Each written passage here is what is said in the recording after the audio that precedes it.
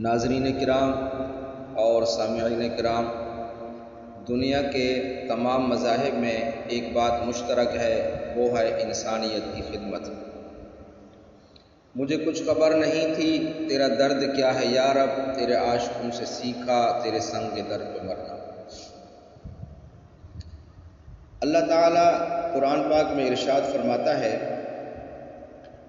مثل الذین ينفقون اموالهم فی سبیل اللہ کمثل حبۃ انبتت سبع سنابل فی کل سنبلۃ مئۃ حبۃ واللہ یضاعف لمن یشاء واللہ واسع علیم۔ اور آپ صلی اللہ علیہ وسلم کا ارشاد ہے، الصدقۃ رد البلاء۔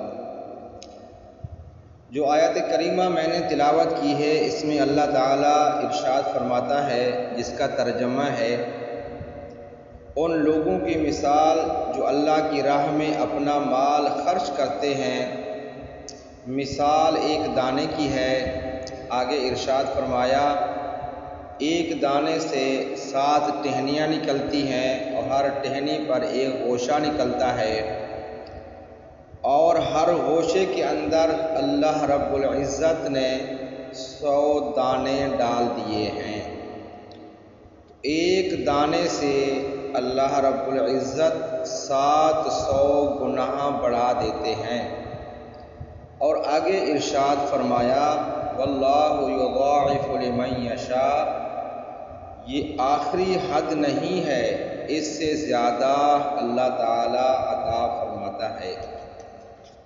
اور آپ صلی اللہ علیہ وسلم کا ارشاد ہے، الصدقۃ رد البلاء، صدقہ بلاؤں کو ٹال دیتا ہے۔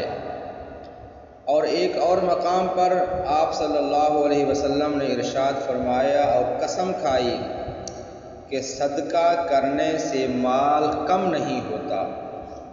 ناظرین کرام، ہمیں اللہ رب العزت کے دیے ہوئے مال میں سے خرچ کرنا چاہیے، اور اللہ تعالی ہمیں توفیق عطا فرمائے۔ جو خرچ کریں گے حقیقت میں وہ ہمارا مال ہے۔ جو اللہ رب العزت کی راہ میں صدقہ کریں گے، خیرات کرتے ہیں یا کریں گے، وہ ہمارا ہے۔ جو پیچھے ہم چھوڑ جائیں گے وہ تو وارثوں کا مال ہے، اس میں ہمارا کوئی حصہ نہیں ہوگا۔ اس لیے اپنی زندگی کے اندر ہی ہمیں کچھ ایسا کام کر جانا چاہیے جس سے وہ صدقہ جاریہ بن جائے۔ ناظرین کرام، مرنے کے بعد اس کا اجر و ثواب ملتا رہتا ہے، ورنہ تو انسان جب دنیا سے جائے گا تو اس کے دونوں راستے بند ہو جائیں گے۔ 2 راستے اللہ تعالیٰ نے ہر انسان کے لیے رکھے ہیں، ایک رزق کے آنے کا راستہ، دوسرا زمین سے آسمان پر چڑھنے کا راستہ۔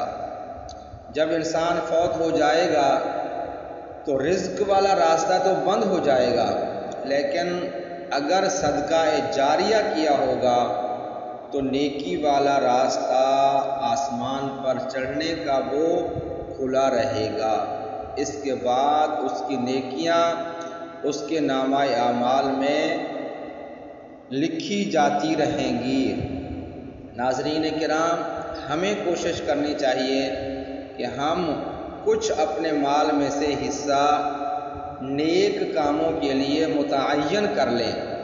ہر مہینے کی 1 تاریخ سے لے کے 10 تاریخ تک ہم وہ نکال دیتے رہیں، اس سے آسانی ہو جائے گی۔ جب ہم متعین کریں گے تو انشاءاللہ نکالنا بھی آسان ہو جائے گا۔ ناظرین کرام، دنیا کے تمام مذاہب میں ایک بات مشترک ہے، وہ ہے انسانیت کی خدمت۔